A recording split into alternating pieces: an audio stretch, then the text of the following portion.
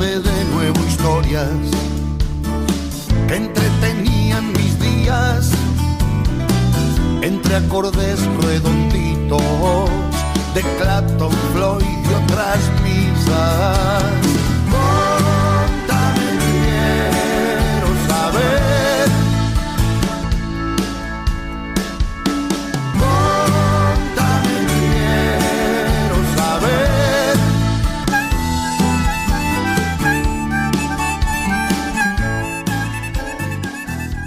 12:23 minutos en la mañana de Miravoz. Estamos en la FM Convivir, en la 89.1 en la Municipal de Los Molles para toda la costa de los Comechingones, y también estamos en la 88.7 en la FM Río Seco en la ciudad de San Luis. Por supuesto también estamos por internet, que nos están escuchando ahí, nos mandan mensajes. Gracias, gracias a todos y todas por los mensajitos, por la buena onda, por el cumpleaños de Charlie, qué sé yo, por todo. Muy bien, y ahora entonces vamos a nuestra historia de hoy. Contame una historia.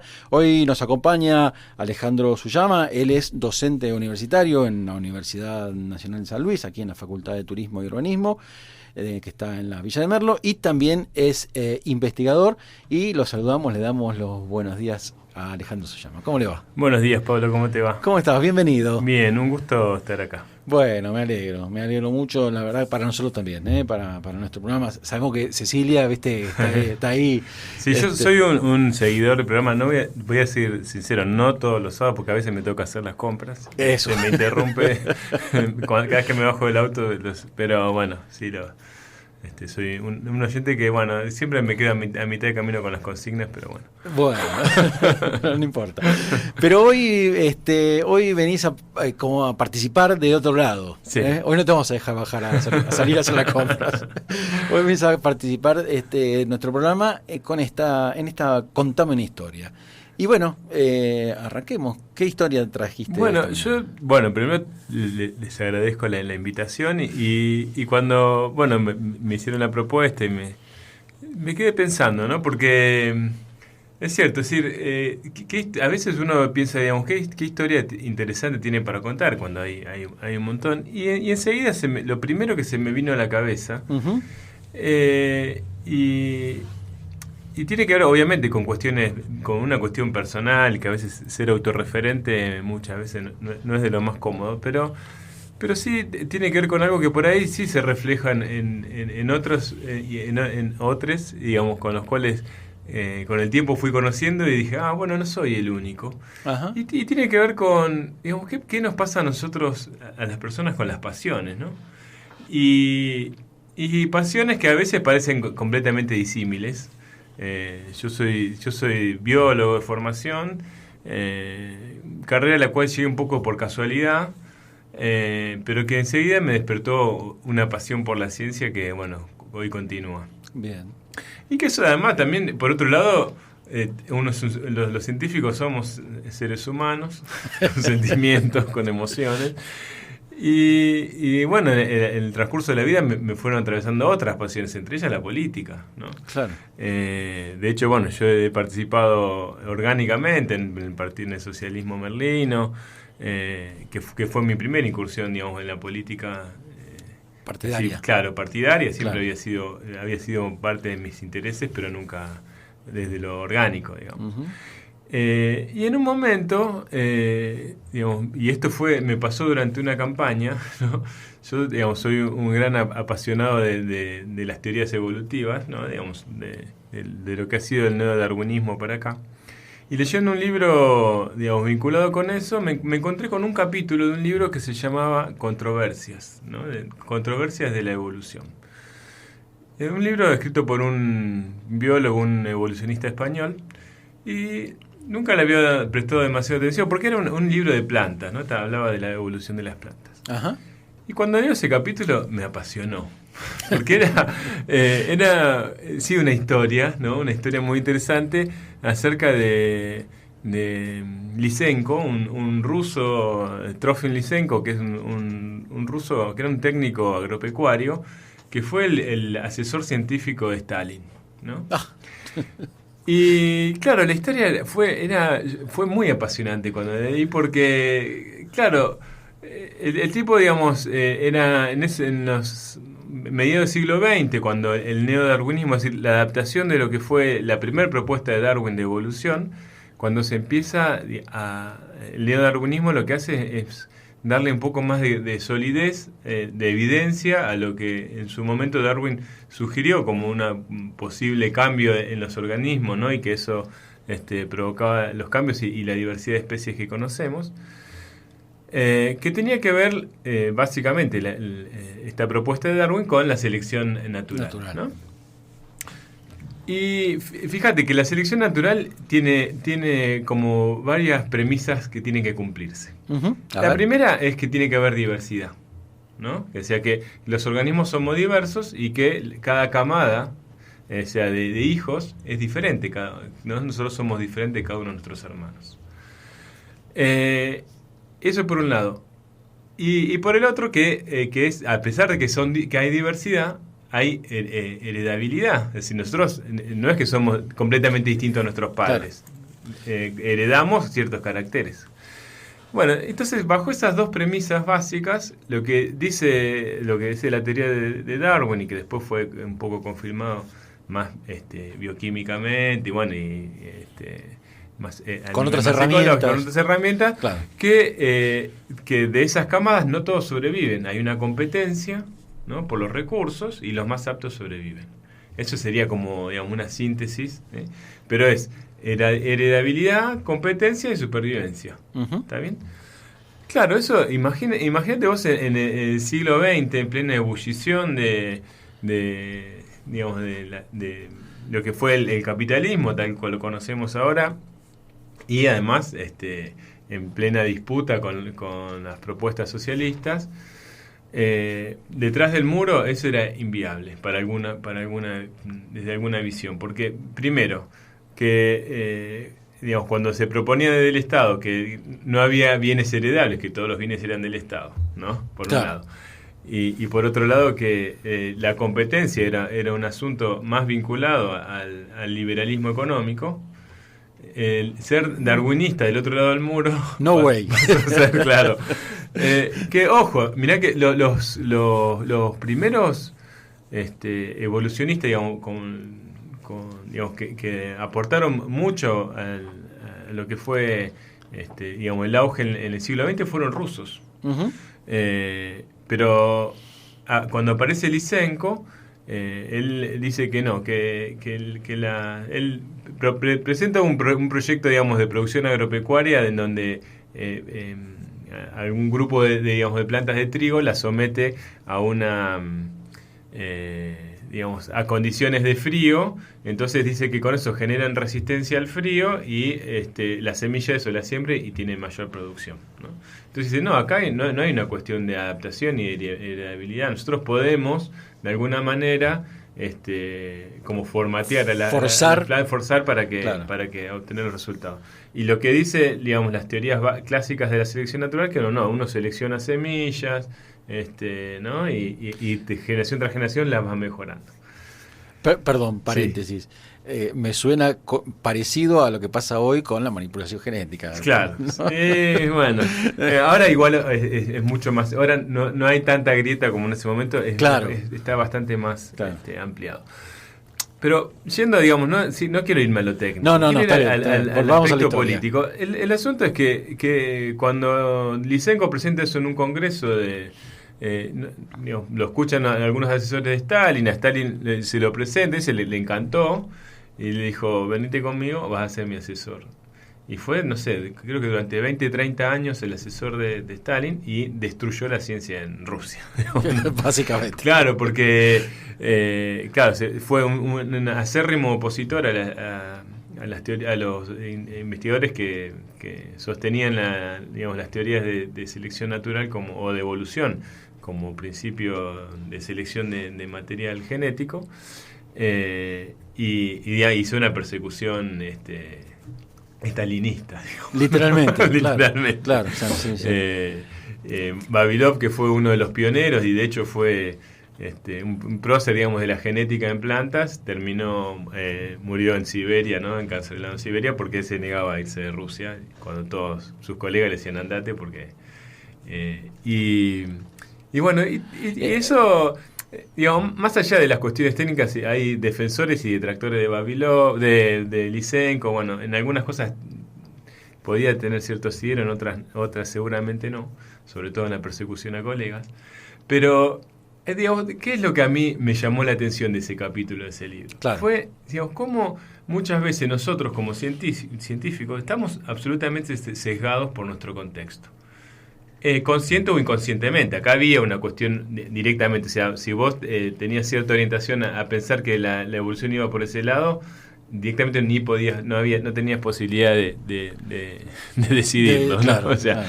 pero digo, más allá de un eso, dogma. claro, cuando digamos, sobre todo después de la caída del muro, hay cosas que nosotros no nos damos cuenta, pero que es casi como los algoritmos ahora de las aplicaciones, ¿viste? Sí. No nos damos cuenta y estamos todo el tiempo sesgados hacia pensar nos pensamos libres, nos creemos libres pensadores, e incluso la ciencia, que parece ser impoluta, inodora, incolora, también está absolutamente sesgado hacia una mirada. Sí. Y eso me pasó, y me pasó como científico. También yo, un acérrimo defensor de la selección natural y de la evolución, sigo siéndolo. Pero hubo un aspecto que a mí me llamó mucho la atención y que explotó en los últimos años. Alguna vez di alguna charla en Merlo y también en Carpintería, acerca de cómo la evolución de alguna manera y este concepto de competencia favoreció una mirada política y una mirada político-económica respecto del liberalismo, ¿no? Uh-huh. Es decir, pensar que la supervivencia del más apto, ¿no? Y que la competencia son los motores principales de la evolución, naturaliza el libre mercado. Claro. ¿No? O sea, eso es algo no lo digo yo, lo dice la naturaleza, ¿no? Claro.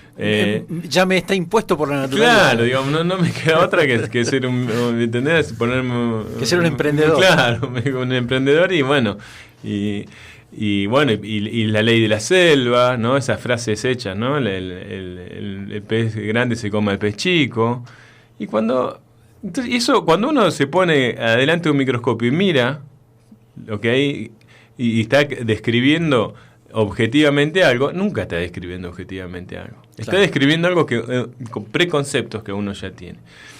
Y me pasó que también en otra lectura medio casual me encontré con Lynn Margulis, ¿no? Otra bióloga, ex esposa de Carl Sagan. A mí me gusta decirle Lynn Alexander, ¿no? Porque era su apellido de soltera. Margulis fue su segundo esposo. Igual ella se autopercibía como Lynn Margulis, entonces también me resulta violento decidir yo por ella qué apellido. No. Bueno, Lynn Margulis fue una pionera, una bióloga que en la década del 60 propuso que la principal fuerza de la evolución era la cooperación, no la competencia. Uh-huh. Y lo propuso en Estados Unidos, y citando a algunos autores anarquistas rusos. Con lo cual hay una anécdota ahí que es muy interesante, que es que ella lo demuestra, está absolutamente demostrado que las células modernas, ¿no? Las células más complejas, que son de las cuales estamos conformados nosotros y buena parte de los organismos vivos, que se llaman las células eucariotas, seguramente lo vieron en biología del segundo año y ya se olvidaron todos. Las células eucariotas aparecen porque hay una bacteria, una célula, una célula eucariota que se come a una bacteria y en vez de digerirla empiezan a cooperar. Uh-huh. ¿No? Una le da refugio y alimento, y la otra le hace aprovechar ese alimento, lo potencia más de 30 veces en términos energéticos, con lo cual fue como una asociación súper exitosa. Claro, en términos de comerciales o empresarios sería un win-win. Claro, tal cual, es un win-win absoluto. Y ella lo demuestra, ¿no? Lo demuestra no solo con estas células y con la incorporación de lo que se llaman las mitocondrias, ¿no? Sino con las plantas cuando incorporan los cloroplastos. Los cloroplastos también son células que originalmente eran bacterias. Bueno, era contundente, las demostraciones ya podía, porque había encontrado material genético de bacterias adentro de las mitocondrias y adentro de los cloroplastos. Era Bueno, resulta que ella pasó por 15 revistas. Los científicos, nuestra forma de demostrar nuestro trabajo es publicándolo en una revista científica, ¿no? Lo hemos visto ahora con la famosa revista Lancet. Claro, exacto, ¿no? Y porque son revistas que no es que yo digo, ¿sabes que tengo una nota y publicámela? No, pasa por un jurado de pares. Entonces, si esos pares dicen que más o menos está acorde, que cumpliste una cierta metodología, que tiene coherencia ese trabajo, se publica. Bueno, se lo publicaron en la 15ª revista, a Lynn Margulis. Un descubrimiento que hoy es, ¿no? Es reconocido, diría que por el 100% de los científicos. Pero ¿por qué? Porque ninguna revista le quería publicar algo que se pegaba de cabeza contra la hegemonía de lo que se venía pensando. Claro. ¿Viste? Que era, no, la evolución es competencia, ¿no? Y digamos, la cooperación, o sea, eso es en pleno, además, macartismo, ¿no? Digamos, claro, Guerra Fría. Guerra Fría, full, 65 creo que fue, una cosa así. De hecho, ella después maduró fue trabajando evolucionó su carrera académica vinculada con esto, ¿no? Digamos, con empezar a pensar que los organismos o las especies no sobrevivimos solas, ¿no? Y hay una interacción tan cercana que junto con Lovecraft, que fue el que digamos, propone la idea de Gaia, ¿no? La Tierra como un organismo, ella enseguida se subió a ese tren y empezaron a trabajar juntos en este concepto, que hoy es tomado por muchos, inclusive por físicos y por académicos, que hasta hace no tanto, del inicio de los 2000 era considerada una teoría hippie agarrada de los pelos. Claro. Y hoy ya sabemos que no es tan así, ¿no? Claro. Creo que de las principales cosas que uno ya escucha, es más común escuchar que nosotros tenemos más células en nuestro cuerpo de bacterias que de nuestras, ¿no? Mira. En el intestino hay mayor cantidad de células bacterianas que células propias. Y siempre la bacteria, hasta ahora, o hasta hace algunos años, era el enemigo. El antibiótico, digamos, que ha sido. Claro, había que combatir las bacterias. Y hoy sabemos que no solo tenemos más bacterias, sino que esas bacterias son simbiontes con nosotros. O sea, lo mismo, win-win. Ellas tienen ahí un medio de supervivencia y procesan alimentos que nosotros no podríamos procesar. Uh-huh. Y las otras cosas que también están pasando es que aparentemente también intercambian genes con nosotros. O sea, ya somos transgénicos con esas bacterias. Con lo cual, todo esto que Margulis proponía en algún momento como una cuestión alocada, hoy... y no solamente pasa en el intestino nuestro, pasa en las plantas. Hoy encontramos infinidad de plantas que se conectan. Eso son cosas apasionantes, ¿no? Porque ya hay trabajos que demuestran, por ejemplo, que las plantas se conectan, en sus raíces tienen hongos, ¿no? Que también en esta relación win-win, sí, colaboran en la absorción de nutrientes para las plantas, ¿sí? y en la absorción de lo que son los productos de la fotosíntesis para el hongo. Entonces el hongo le colabora en la absorción de agua y nutrientes y la planta le otorga azúcares, claro, ¿no? Pero esos hongos funcionan como un cable de conexión. Entonces esa planta, a través del hongo, se conecta con otra planta de la misma especie, ¿no? Uh-huh. Y entonces se avisan cosas. Claro. Y eso son efectos de cooperación. De cooperación.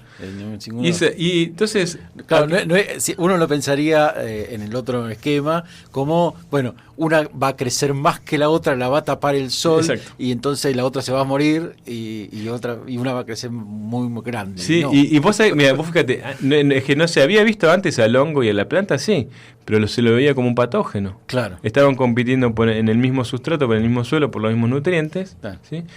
Y algunas cosas por ahí, porque hay de todo, digamos, en ese mundo de interacción entre hongos y plantas, ¿no? Pero, digo, ¿cuál es la reflexión que yo empecé a hacer hace algunos años? Es decir, no es que no estaban y nosotros no lo veíamos en el microscopio, lo veíamos, pero lo veíamos sesgado por nuestra creencia. Claro. Entonces, si nuestra creencia es que hay competencia por el recurso, entonces vamos a ver competencia. Si lo que nosotros estamos convencidos es que en la naturaleza hay cooperación para optimizar el recurso, vamos a ver cooperación. Claro, uno de alguna manera inconscientemente busca ratificar lo que ya cree. Sí, es así. Digamos, más que descubrir en todo sí. caso. Y ahora, digamos, con el tema, y vos fíjate cómo todo el tiempo se cruza con lo que nos pasa en la actualidad, ¿no? Digamos, con el tema de los medios, con el tema de las redes sociales, ¿no? Cómo las grietas se han ampliado, a pesar de que nosotros pensamos que en un momento cuando empiezan a aparecer Facebook o empieza a aparecer digamos, estos medios de comunicación independientes, lo digo entre comillas, ¿no? Pero digamos, sí, no sesgado por la prensa, y bueno, se va a popularizar la información, y es al revés, porque uno todo el tiempo encuentra lo que quiere. Claro, el algoritmo hace que encuentre lo que opinan como vos. Tal cual. Y vos fijate que por eso a mí a veces me gusta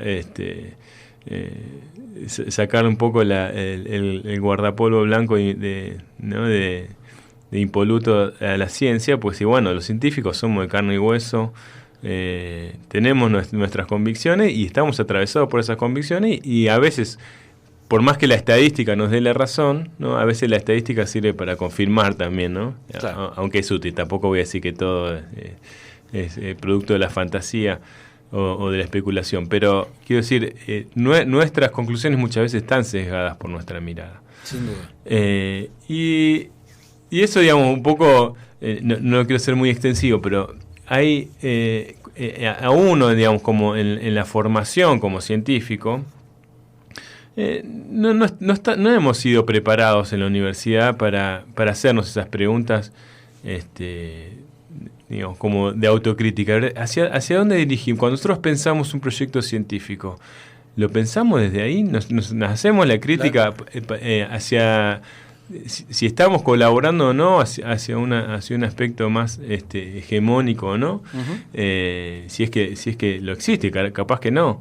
Pero hacernos las preguntas sabiendo que estamos atravesados por estas miradas complejas, ¿no? Tal cual. Y bueno, es decir, a mí ahora me pasa, cada vez que pienso en una línea de investigación o en las líneas que estamos llevando adelante, lo cual te da dolor de cabeza, te voy a decir que sí, no, claro, porque era mucho más fácil buscar la interacción entre una planta y un hongo y terminarla ahí. Claro. Y ahora digo, lo estoy pensando yo, me lo están imponiendo, porque en el último congreso que estuve de botánica, que es...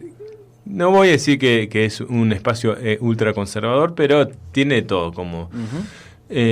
Pero se empezaron a hacer este tipo de discusiones y me resultó muy atractivo, ¿no? Claro. Porque resulta que hoy en día para un científico ser un científico de prestigio, ¿no? O prestigio no lo digo desde el punto de vista de la banalidad, quiero decir desde el punto de vista de que después te den un subsidio para seguir investigando. Te ponen dentro de las condiciones que te ponen es publicar en estas revistas, así como yo contaba lo de Lynn Margulis, que tienen como un índice de impacto, ¿no? Se llama eso. El índice de impacto está relacionado con que si vos publicas un artículo en una revista, ¿cuánta gente lee ese artículo? Sí. Entonces, cuanta más gente lea, más impacto tiene. ¿Cuántos clics? En definitiva, en las redes sociales. Y acá vos fíjate que te voy a hacer otro, digamos, porque yo todo el tiempo cruzo mis miradas, ¿no? de política y de ciencia. Es como, ¿quién determina el índice de impacto? Esto es como el JP Morgan. Claro.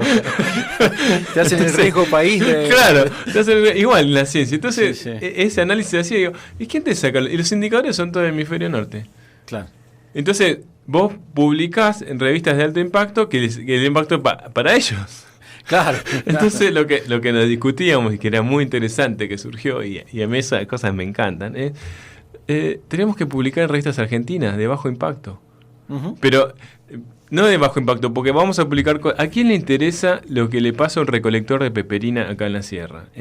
Yo, digamos, ese artículo no lo voy a publicar nunca en Nature. Claro. ¿Entendés? Porque probablemente, y de hecho nosotros tenemos nuestra línea de investigación en recolección que no es... con eso voy a cerrar, no sé si tenemos tiempo. Sí, así vamos a la canción. Sí, que tiene que ver con que no son... Lo que hemos como ido cambiando la mentalidad no en aportar respecto a las especies nativas en ese mercado de que vaya justamente seleccionamos una especie nativa y va al mercado, ¿no? Porque entonces va toda la... No, pensamos, y si el recolector no quería cultivar, uh-huh, quería seguir siendo recolector, eso al mercado no le interesa. Entonces, si querés, vamos al tema y... Vamos a la canción que elegiste, porque me parece que... Sí, tiene que acá me está llegando una pregunta que no sé ni qué significa, así que después te la voy a transmitir. Dale. Vamos a la canción esta que elegiste, Chongo Farías Gómez y La Manija, sí, haciendo ahí... Me rompió la cabeza esa bueno, canción. Creo que tiene que ver, es coherente con lo que venís diciendo, ¿no? Sí. El cruce. Sí, es eso. El cruce es esto. Así que ahí vamos.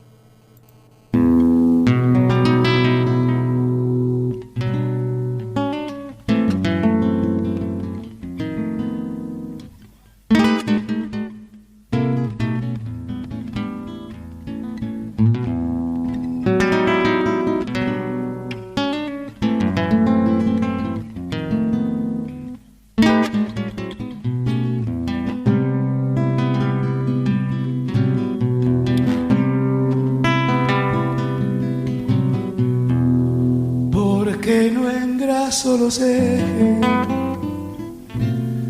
me llaman abandonado, porque no engraso los ejes, me llaman abandonado. Si a mí me gusta que suenen, ¿pa' qué lo voy a engrasar? Si a mí me gusta que suenen, ¿pa' qué lo voy a engrasar?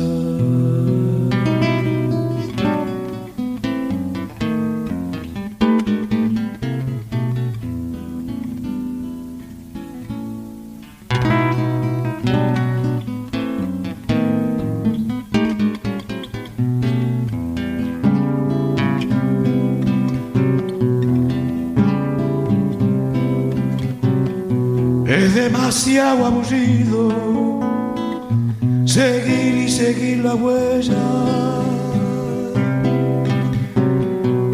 Es demasiado aburrido seguir y seguir la huella. Andar y andar los caminos sin nada que me entretenga.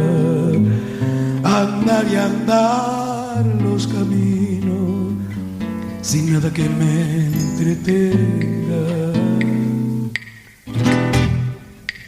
Oh,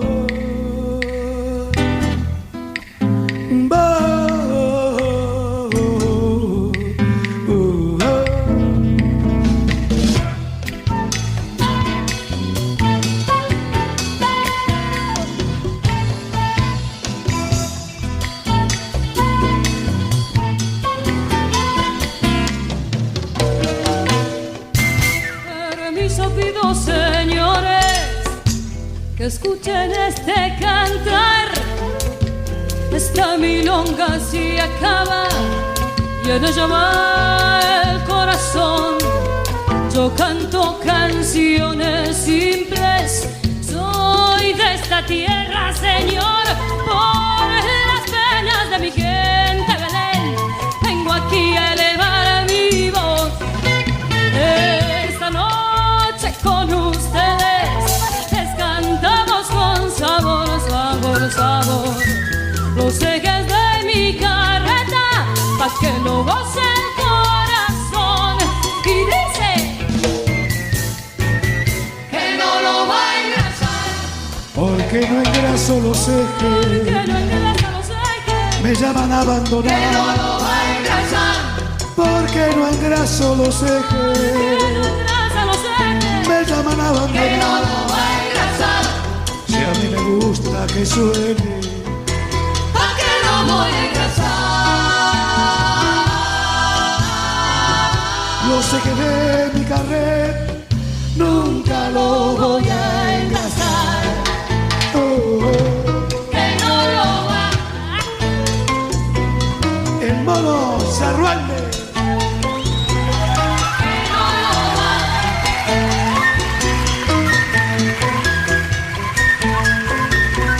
que no lo va,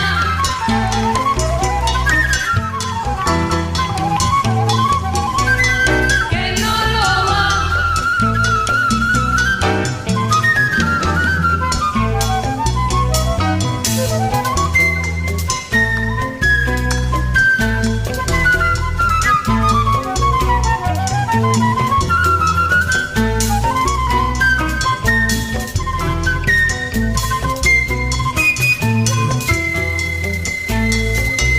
ese es el mono.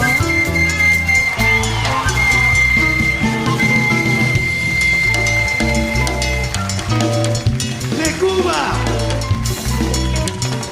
Alfonso Fabrí, Goyo. Ahí está. Mientras seguimos escuchando a Chango Farías Gómez y La Manija con Los Ejes de mi Carreta. Sí, yo ese tema lo escuché en vivo y no lo podía creer. Me Claro. invitó una amiga, yo no era seguidor de folclore, Ajá. y digo, bueno, vamos. Claro. Y salí y me compré el disco y lo vi en vivo en un teatro muy chiquito en Buenos Aires. Y digo, esto es fantástico. Y vos fíjate, ¿no? Como un tema, digamos, un tema de Atahualpa, tranqui, ¿no? Que uno... Claro. Y de golpe te lo transforman, ¿no? Digo, yo creo que es ese tipo de... Yo cuando pensé un poco de qué historia hablarte, ¿no? Y digo, y me pediste que elija un tema, digo, era ese tema, porque era así, como era lo mismo, pero cambiando la perspectiva, cómo te desacomoda. Te puede gustar o no, pero te desacomoda, ¿no? Sin duda, sí, sin duda. Sí. Y esta cooperación, de alguna manera, Sí, absoluta, sí. que genera incluso otra cosa Ujú, distinta, ujú. ¿no? Que, Sí, sí, que, sí. bien, como bien decís, te puede gustar Sí. o no, pero... Sí. Pero no es el Atahualpa Yupanqui haciendo los ejes. Tal cual. Que, la verdad, me parece que está bueno, que resume bien esto Sí. que veníamos diciendo. Antes, digamos, de despedirte, ahí te decía, nos llegó una pregunta que me parece que la respuesta es no. No. Porque No. Preguntaban, Juan nos preguntaba Sí. si de lo que estabas hablando tenía algo que ver con la fitominería. Y No, son cosas como muy específicas, sí, no.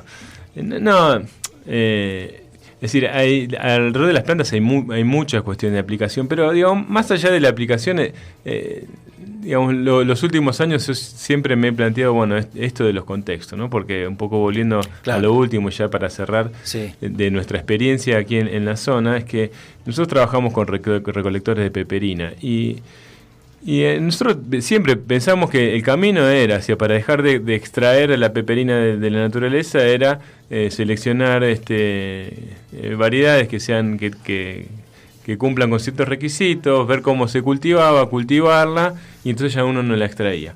Pero ahí en el medio, eso es el camino, digamos, que plantea el modelo hegemónico, ¿no? Uh-huh. Que es así como en siglos atrás hizo con el maíz, con el trigo, con todas, ¿no? Uno también tiene que pensar, y si la peperina es un boom, entonces esa semilla que uno selecciona va a terminar en una multinacional y va a desmontar para poner peperina en vez de soja. O sea, Claro, el sí, camino sí, es el mismo. el mismo. Y lo que a nosotros nos pasó fue, nosotros igual trabajamos en esa línea, ¿no? Pero también abordamos otras líneas, como por ejemplo, lo que nos pasó es que los recolectores no quieren cultivar. Uh-huh. Y donde mejor vimos conservada la peperina era donde había recolectores que recultivaban todo el tiempo. O sea, y ellos saben, o sea, hay un conocimiento popular. Yo siempre digo, tenemos que trabajar por la ciencia popular, ¿no? Uh-huh. Porque hay una ciencia popular que los científicos tenemos o nos debemos el compromiso de explorar. Y Y ahí tiene. Lo que pasa que cuando el recolector quiere mantener esta situación, por ahí no es interesante para la industria, no es interesante para una revista del hemisferio norte. Y entonces los investigadores que abordamos por ese lado nos vemos un poco relegados. Pero bueno, también tiene que ver con el convencimiento y con la pasión que uno le pone, ¿no? Me parece que esta palabra justamente es la que viene haciendo el hilo conductor de toda tu exposición, digamos, de esta mañana, ¿no? Arrancaste hablando de pasión, de que lo que te apasiona, la lectura que te apasiona, y me parece que por ahí va. Sí, y poder, como hizo el Chango, fusionar, ¿no? Claro. Fusionar las dos pasiones, ¿no? Claro. Creo que un poco mi historia tenía que ver con eso. Como por ahí hay cosas que uno dice, bueno, los pone en cuadritos separados, están en el mismo. Exactamente. Alejandro Sollama, docente, investigador, biólogo y con una historia y político también, y político, con una historia que nos dejó esta mañana que está hermosa, excelente, que vas a poder volver a escuchar o compartir desde nuestras redes y desde nuestros canales de YouTube y Spotify, así que ahí lo vas a encontrar. Muchísimas gracias, Alejandro. Muchas gracias a vos por la invitación y un placer como siempre.